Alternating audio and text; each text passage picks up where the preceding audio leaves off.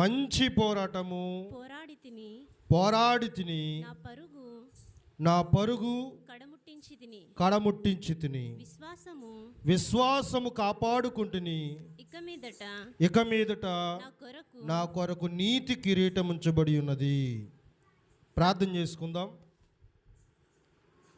మహాపరిశుద్ధుడైన యేసుక్రీస్తు ప్రభువా, సర్వశక్తిమంతుడా, సర్వాధికారి, పరిశుద్ధమును పవిత్రమైన నీ నామానికి వందనాలు. ఈ సమయమందు ప్రభువా, వాక్యము చదవబడి ఉన్నది. చదవబడినటువంటి వాక్యములో నుండి మీరు మాతో మాట్లాడి మహిమ పొందుతారని క్రీస్తు నామంలో ప్రార్థన అడిగి వేడుకుంటున్నాము తండ్రి, ఆమేన్. యవనస్తులు వచ్చారు, అదేవిధంగా స్త్రీలైన వారు కూడా వచ్చారు. మనం చదువుకున్నటువంటి వాక్యములో దేవుడు మనతో కొన్ని విషయాలు తెలియచేస్తూ ఉన్నారు. గమనించని దేవుని పిల్లారా,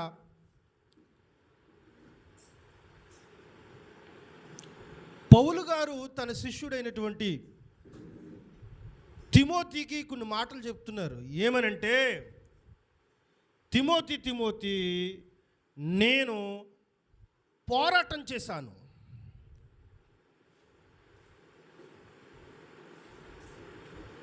అది ఎలాంటి పోరాటం అంటే ఒక మంచి పోరాటం. తిమోతికి ఎందుకు చెప్పాలి అంటే, తిమోతి తర్వాత పౌలు గారి తర్వాత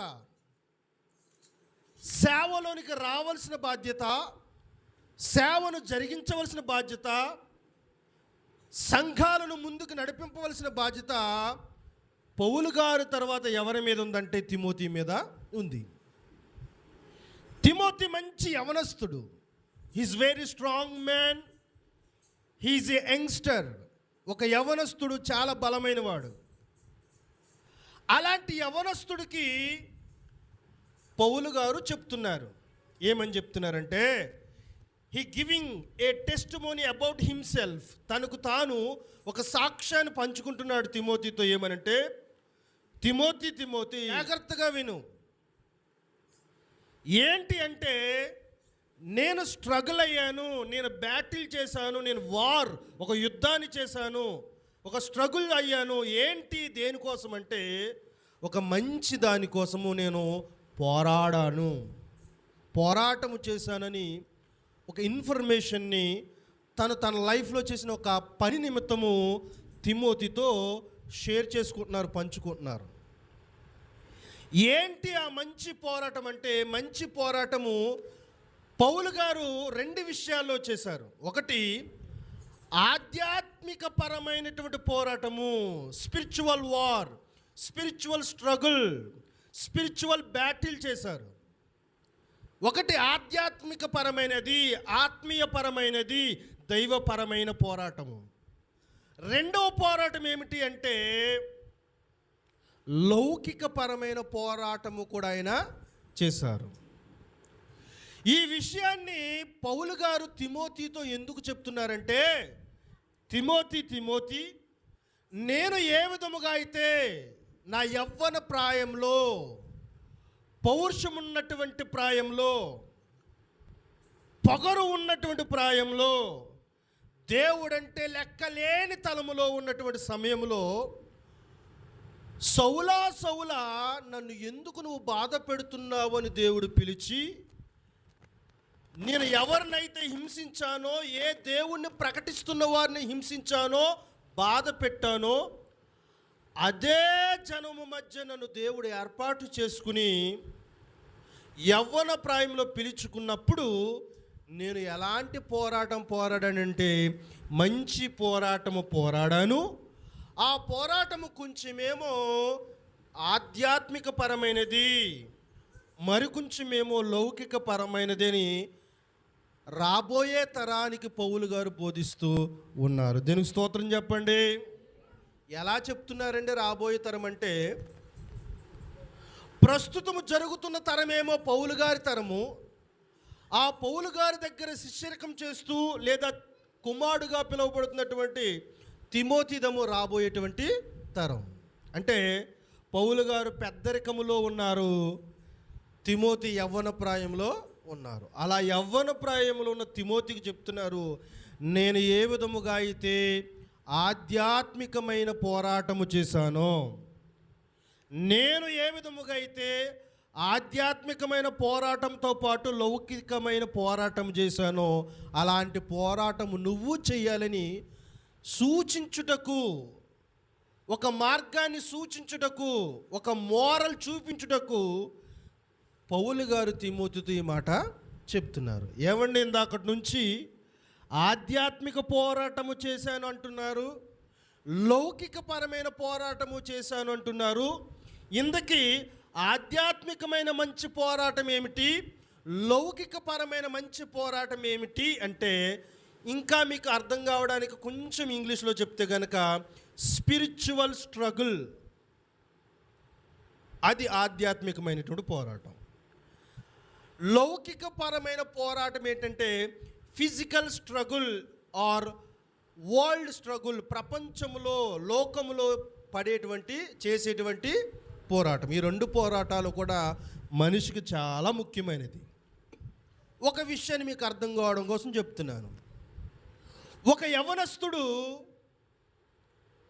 కుటుంబంలో కష్టపడకుండా, కుటుంబంలో సంపాదించకుండా, ఫ్యామిలీ నిమిత్తం కానీ ఉన్న అప్పుల నిమిత్తం కానీ కుటుంబంను ఫుడ్ పెట్టడానికి లేదా ఇల్లు కట్టడానికి లేదా సంపాదించడానికి పోరాటము చేయకుండా, కేవలము దేవుడు దేవుడు అంటూ దేవుని కొరకు సాకులు చెప్పుకుంటూ దేవుని పనిలో మాత్రమే ఉన్నాడు అనుకోండి, ఆ వ్యక్తి కేవలము ఆధ్యాత్మికమైన పోరాటం మాత్రమే చేసినట్లు. అర్థమవుతుందో లేదా? అంటే లౌకికమైన పోరాటము చేయలేనట్లు, లోక సంబంధమైన పోరాటము చేయలేనట్లు. లేదు అంటే ఒక వ్యక్తి ఎంతసేపు కుటుంబం కోసమే కష్టపడుతూ, ఎంతసేపు డబ్బు కోసమే ప్రయాసపడుతూ, కష్టపడుతూ, పని చేస్తూ, రాత్రి పగలు నిద్ర లేకుండా కష్టపడుతూ దేవుని పని కొంచెము కూడా చేయకుండా, ఆరాధించకుండా, సువార్త ప్రకటించకుండా, మందిరపు పనుల్లో సహకరించకుండా, యాజకునికి సపోర్ట్గా లేకుండా కేవలం ఇల్లు కుటుంబము అంటూ పనిచేశాడు అనుకోండి, అతను కేవలము లౌకికపరమైన పోరాటం పోరాడుతున్నాడు, లోకపరమైన పోరాడుతున్నాడు తప్ప ఆధ్యాత్మికమైన మంచి పోరాటము పోరాడట్లేదని అర్థము. ఈ రెండు పోరాటాలు పోరాడకుండా ఒకే ఒక పోరాటం పోరాడితే అది మనిషి జీవితానికి మంచిది కాదు. అంటే పూర్తిగా కష్టపడకుండా, కుటుంబం కోసం కష్టపడకుండా, బిడ్డల్ని పెంచడానికి కష్టపడకుండా, అప్పులు తీర్చడానికి కష్టపడకుండా, కుటుంబంలో ఇల్లు కోసం చేసిన అప్పులు తీర్చడానికి కానీ ఏ పనికి వెళ్లకుండా దేవుడు దేవుడు సేవ సేవ అంటూ తిరగడము తప్పే. లేదు అంటే కేవలము నా కుటుంబమే నా దేవుడు, నా పొట్టే నా దేవుడు, తిండి తిన్నానా, ఇల్లు కట్టుకున్నానా, రంగులు వేసుకున్నానా, సుఖాన్ని అనుభవిస్తున్నానని చెప్పేసి కేవలము లోకములో ఉండే పోరాటానికి అది పరిమితమై దేవుని పని విషయంలో పోరాడకపోయినా కూడా అది తప్పు. యవ్వన ప్రాయంలో ఉన్న యువతరము, క్రైస్తవ జనము, క్రైస్తవ యువత ఏం చేయాలంటే లౌకికపరమైన పోరాటము, మంచి పోరాటము పోరాడాలి, ఆధ్యాత్మికపరమైన మంచి పోరాటము పోరాడాలి. పౌలు గారు అలా చేశారు. ఏంటంటే రుజువు అంటే చూడండి, ఒక వాక్యము మనకు కనబడుతుంది. 2వ దెస్సలోనీయులకు రాసినటువంటి పత్రిక. The great witness, the apostolic Paul work hard for his family. తన కుటుంబం కొరకు, తన జీవితం కొరకు, తను బ్రతకడం కొరకు ఆధ్యాత్మిక మంచి పోరాటంతో పాటుగా లౌకికపరమైన, లోకపరమైన మంచి పోరాటము కూడా పోరాడినట్లు మనకు బైబిల్లో క్లియర్గా ఆయన మాటలోని మనం చూద్దాం. 2వ దెస్సలోనీయులకు రాసినటువంటి పత్రిక 3వ అధ్యాయము 8వ వచనం మనం చదువుదాం ఒకసారి. ఆ ఎవని యొద్దను ఉచితముగా ఆహారము పుచ్చుకొనలేదు, మేము మీలో ఎవరికిని భారముగా ఉండకూడదని ప్రయాసముతోనూ కష్టముతోనూ రాత్రింబగళ్ళు పనిచేయచ్చు జీవనము చేసితిమి. చూడండి, నేను ఎవరికి భారం కాకూడదు, నేను ఎవరికి ఇబ్బంది కాకూడదు, నా వల్ల ఎవరో భారం భరించడానికి వీలు లేదని చెప్పేసి పౌలు గారటండి తన వృత్తి తాను చేసుకునేవాడంట, తన పొట్ట కొరకు తాను కష్టపడేవాడంట, తన ఫ్యామిలీ కొరకు తాను కష్టపడేవాడటండి. రాత్రింబగల్లో కూడా ప్రయాస చేశాడట, కష్టపడ్డాడట తన కుటుంబం కొరకు. అందుకని ఆయన అంటాడు కదా, ఎవరి యొద్ద ఉచితంగా ఆహారం, ఫ్రీగా ఫుడ్ తినకూడదని.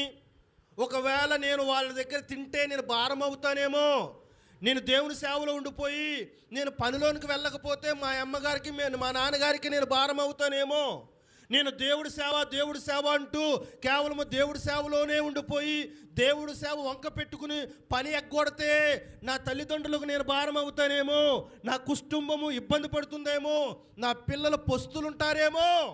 కాబట్టి నేను ఎవరికీ భారం కాకూడదని, నేను ఎవరికి ఇబ్బంది కాకూడదని, నా తల్లిదండ్రులకు నేను భారం కాకూడదని, నా తల్లిదండ్రులు చేసిన రుణాలు నా మీద భారంగా ఉండకూడదని నేనేం చేశానంటే నా కుటుంబం నిమిత్తం, నా నిమిత్తం నా 5 ఏళ్ళు నోట్లోకి వెళ్ళాలి కాబట్టి, తిండి తినాలి కాబట్టి, నేను తినడంతో పాటు నా భార్య తినాలి కాబట్టి, నేను తినడంతో పాటుగా నా పిల్లలు కూడా తినాలి కాబట్టి, వారందరికీ పుష్టిగా అన్నం అందాలంటే, అప్పులు తీరాలంటే నేను కష్టపడాలి కాబట్టి, నేను ఎవరి యొద్ద ఉచితంగా ఆహారం పుచ్చుకొనకుండా, ఎవరికి భారం కాకుండా రాత్రింబగల్లో నేను ఏం చేశాను, కష్టపడ్డాను, స్ట్రగుల్ అయ్యాను, పోరాటం చేశాను. మంచి పోరాటం. ఎలాంటి మంచి పోరాటం అంటే మా అమ్మకు అండగా ఉండి నిలబడే పోరాటము, మా నాన్నకు అండగా ఆసరాగా ఉండి నిలబడే పోరాటము. మా అమ్మ నాన్న నన్ను పోషించడానికి, నన్ను చదివించడానికి కష్టపడ్డారుగా, నాకు ఒక ఇల్లు కట్టి ఇవ్వడానికి కష్టపడ్డారు కదా, వారి కష్టములో నేను పాలు పంచుకుని, నేను ప్రయాసపడి, నేను పోరాడి, ఇదిగో లౌకికమైన పోరాటము ద్వారా నా తల్లిదండ్రులు ఆనందపరచాలనేటువంటి పోరాటము ఈ రోజుల్లో యవ్వనస్తులు ప్రతి ఒక్కరు కూడా చేయాలి. మనం ఇదివరకు చెప్పుకున్నాం, బద్ధకముగా పనిచేయవాడు దరిద్రుడగును, శ్రద్ధ గలవాడు ఐశ్వర్యవంతుడగును. ఏ యవనస్తుడు కూడా బద్ధకంగా పనిచేయడానికి వీల్లేదు. పెయింటింగ్ వర్క్ అన్నా, స్లాబ్ పోతన్నా, రోడ్డు పని అన్నా, కన్స్ట్రక్షన్ వర్క్ అన్నా, ప్లంబింగ్ వర్క్ అన్నా, ఉద్యోగమైనా, వ్యాపారమైనా సరే, దేని విషయంలో మనం బద్ధకంగా ఉండకుండా కుటుంబం నిమిత్తము లౌకికంగా మంచి పోరాటము పోరాడాలి. భార్యను పోషించడానికి మంచి పోరాటం పోరాడాలి. పిల్లలకు ఒక మంచి భవిష్యత్తు ఇవ్వడానికి మంచి పోరాటం పోరాడాలి. తల్లిదండ్రులను సాకడానికి, పోషించడానికి ఒక మంచి పోరాటము పోరాడాలి. అలా పోరాడినట్లయితే నువ్వు లౌకికమైనటువంటి మంచి పోరాటం చేసిన వాడుగా, పౌలు గారు తన ఆహారం నిమిత్తము తాను, తన కుటుంబం నిమిత్తము తాను, నా కుటుంబం ఎవరికి భారం కాకూడదు, నా బిడ్డలు ఎవరికి భారం కాకూడదు, నేను ఎవరికి భారం కాకూడదు, నేను ఉచితంగా ఎవరి దగ్గర అన్నం తినకూడదని చెప్పేసి తన కుటుంబం కోసం ఏ విధముగా అయితే పౌలు గారు కష్టపడ్డారో, లౌకిక పరమైన మంచి పోరాటం పోరాడారో, ప్రియ యవనస్తుడ, ప్రియ చెల్లి, ప్రియ తల్లి, నేను చెప్తున్నాను, నువ్వు కూడా హుషారుగా, ఉద్దేశాన్ని కలిగి, లక్ష్యాన్ని కలిగి, మీ తల్లిదండ్రుల కొరకు, మీ కుటుంబం కొరకు, మీ భార్య బిడ్డల కొరకు మీరు లౌకిక పరమైన మంచి పోరాటము పోరాడాలి. రెండవది, కొంతమంది ఉంటారు, వీళ్ళకి ఒక దౌర్భాగ్యపు పని ఉంటుంది. ఏంటంటే చెప్పిన, ఎంతసేపు ఇల్లు పనే, ఎంతసేపు ఇంటి పనే, ఎంతసేపు ఒంటి పనే, ఎంతసేపు సంపాదన. ఆదివారం ఆరాధన ఉండదు, శుక్రవారం ప్రార్థన ఉండదు, యవ్వనస్తులు కూడిక ఉండదు, యూత్ మీటింగ్స్ రారు, కూటాలకు రారు, సభలకు రారు, దైవ తృష్ణ అసలుకి ఉండదు వాళ్ళకి.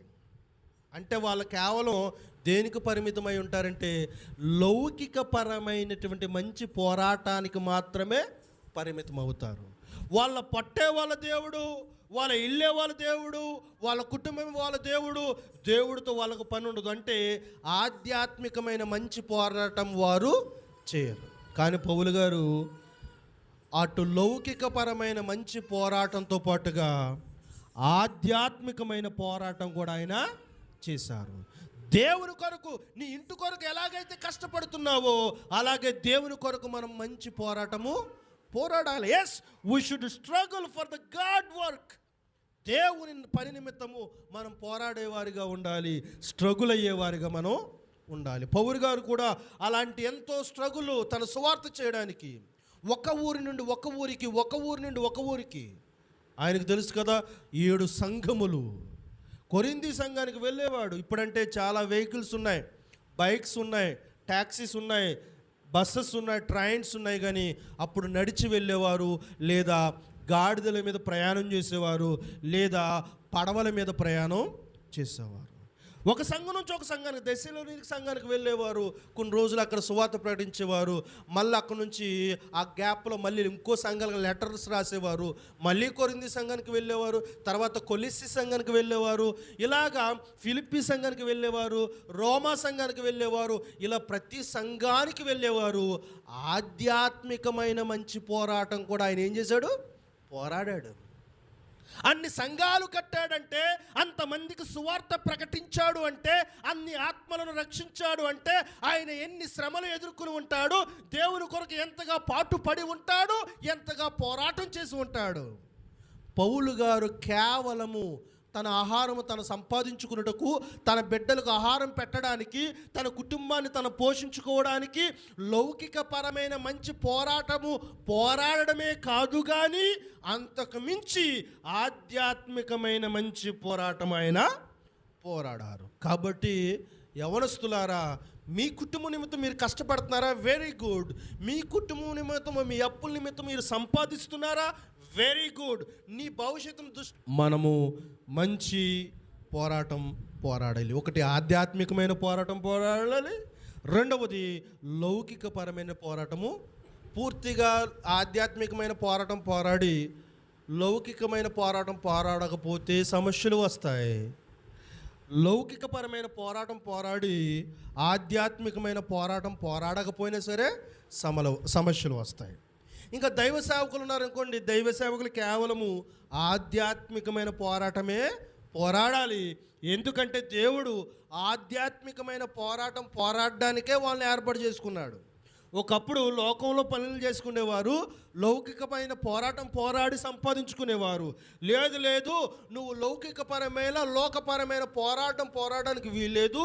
నేను ఎన్నుకున్నాను, నీ చేపలు పట్టే వలను విడిచిపెట్టు, నన్ను వెంబడించు. లౌకికపరమైన పోరాటం ఇంకా చాలును.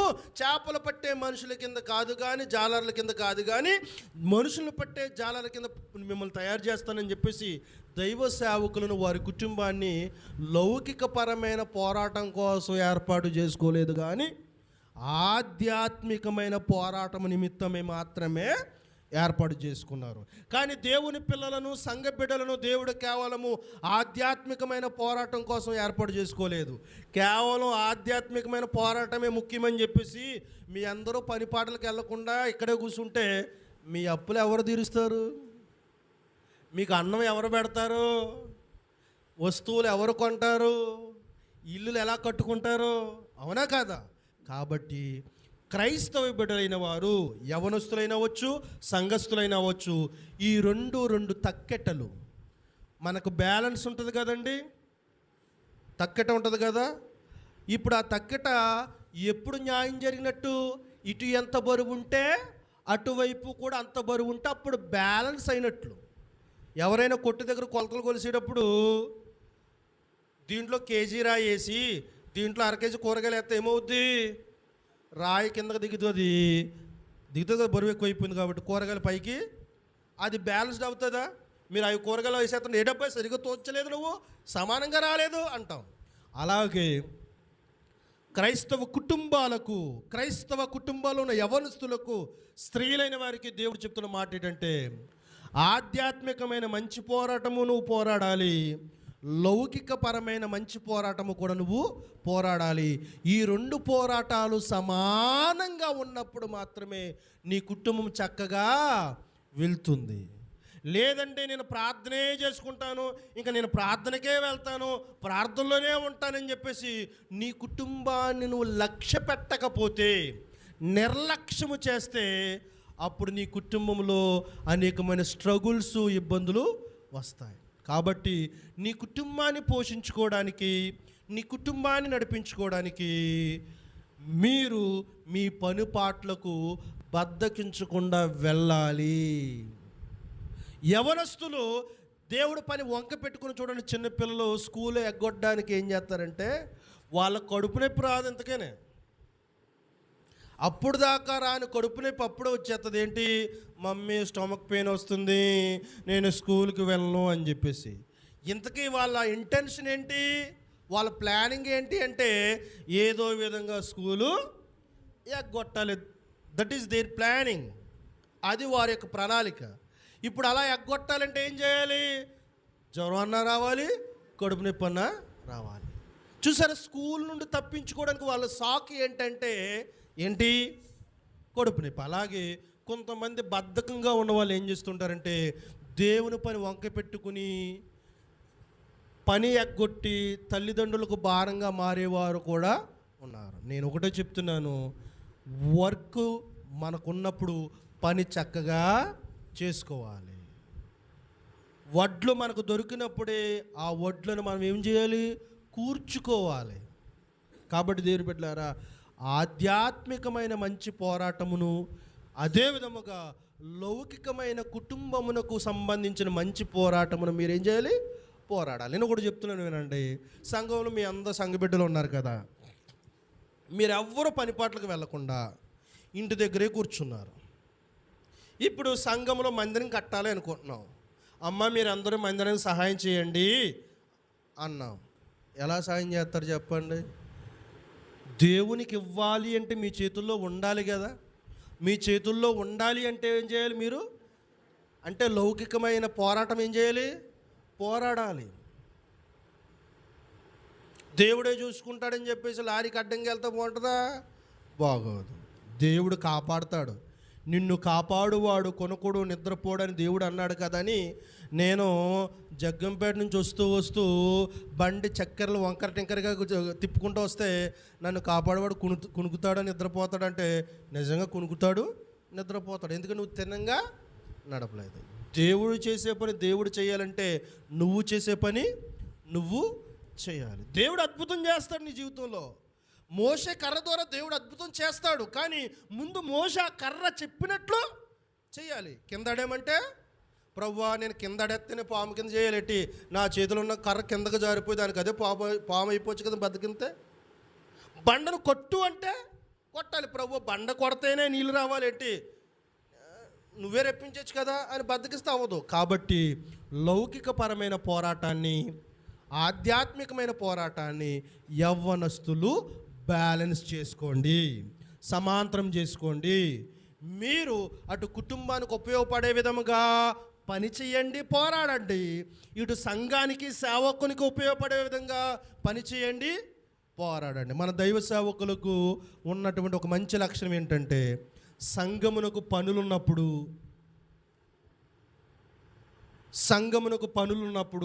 సంఘం చేతిలో డబ్బులు ఉండాలి, వాళ్ళు కూడా కుటుంబంతో బ్రతకాలి కదా అని చెప్పేసి పనులున్నప్పుడు వారిని పనులకు వెళ్ళమని ప్రోత్సహిస్తూ ఉంటారు. మిమ్మల్ని ఎవరైనా పని ఆగిపోమని అంటారా?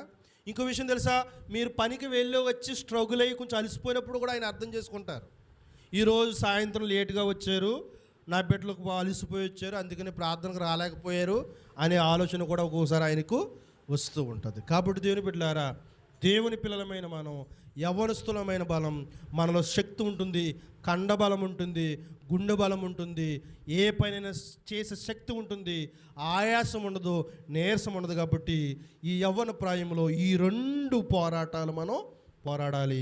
ఒకటి ఆధ్యాత్మికమైన మంచి పోరాటము, దేవుని మందిర నిమిత్తం పోరాడాలి, సువార్త నిమిత్తం పోరాడాలి, దేవుని కార్యాలు జరిగించడానికి పోరాడాలి. రెండవది లౌకికపరమైన పోరాటం కూడా పోరాడాలి. భార్యను పోషించుకోవడానికి పోరాడాలి, బిడ్డలకు భవిష్యత్తు ఇవ్వడానికి పోరాడాలి, తల్లిదండ్రుల యొక్క విధానంలో సహాయంగా ఉండడానికి పోరాడాలి. ఈ రెండు సమానమైన పోరాటాలు పోరాడి మనము గమ్యాన్ని చేరాలి. అలాంటి పోరాడే శక్తి, మనసు దేవాతి దేవుడు మీ ఎల్లరికూ దయచేయునుగాక. ప్రార్థన చేసుకుందాం. మహాపరిశుద్ధుడైన తండ్రి, పౌలు గారు తెలియపరిచినటువంటి ఒక మంచి సాక్ష్యము ద్వారా, తిమోతికి చెప్పినటువంటి మాటల ద్వారా మేము కొన్ని విషయాలు నేర్చుకున్నాము తండ్రి. అవును తండ్రి, లోకంలో బ్రతకడానికి, జీవించడానికి తండ్రి, కుటుంబంలో తల్లిదండ్రులకు బాధ్యత వహించడానికి, భార్య పట్ల బాధ్యత వహించడానికి, బిడ్డలకు ఉజ్వల భవిష్యత్తు అనుగ్రహించడానికి, ఎవరికి భారం కాకుండా ఉండడానికి లౌకికపరమైన మంచి పోరాటం మేము పోరాడాలి. పౌలు గారు కూడా అదే ఆలోచించారు. నేను నా సంఘమునకు భారం కాకూడదు కాబట్టి, నా బిడ్డలకు నేను భారం కాకూడదు కాబట్టి, ఆహార విషయంలో నేను, వసతి విషయంలో నేను భారం కాకూడదు కాబట్టి, నేను ఎప్పుడులాగే నా పని నేను చేసుకుంటూ, డేరాలు కుట్టుకుంటూ, బరకాలు కుట్టుకుంటూ నేను సంపాదించుకుని లౌకికపరమైనటువంటి స్ట్రగుల్, బాధ్యత, భారము, పని నేను చేసుకోవాలి, పోరాడాలి. అంతకు మించి అన్నిటికంటే విలువైనటువంటి ఆధ్యాత్మికమైన మంచి పోరాటం కూడా నేను పోరాడాలని మా ఎదురుగా ఆయన చేసి చూపించారు, తిమోతికి నేర్పించారు. మేము కూడా ఆధ్యాత్మికమైన పోరాటంతో పాటు లౌకికమైన మంచి పోరాటం మేము పోరాడి, అటు కుటుంబాన్ని, ఇటు సంఘాన్ని రెండు భుజస్కంధముల మీద వేసుకుని మోసే భాగ్యము రాకడ వరకు మాకు అనుగ్రహించమని నజరేయుడైన క్రీస్తు నామములో ప్రార్థన అడిగి వేడుకుంటున్నాము తండ్రి. ఆమెన్. దేవుడు ఈ కొద్ది మాటలు దీవించును గాక. ఆమెన్.